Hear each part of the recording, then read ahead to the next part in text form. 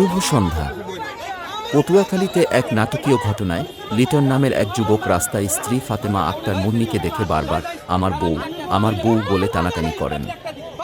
এই দম্পতি দীর্ঘ ১ বছর ভুল বোঝাবুঝির কারণে আলাদা ছিলেন। ঘটনাটি ঘটে বৃহস্পতিবার পটুয়াখালী জেলা আইনজীবী সমিতির প্রাঙ্গণে, যা জনতার ভিড় আকর্ষণ করে। সমিতির সভাপতি এটিএম মোজাম্মেল হোসেন তপন হস্তক্ষেপ করেন এবং তাদের চেম্বারে নিয়ে যান, বাড়িতে গিয়ে সমস্যার সমাধান করতে পরামর্শ দেন।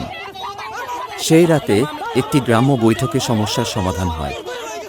শুক্রবার লিটন স্ত্রী ও ২ সন্তানকে নিয়ে নিজ বাড়িতে ফিরে আসেন এবং একত্রে সুখীভাবে বসবাসের প্রতিশ্রুতি দেন।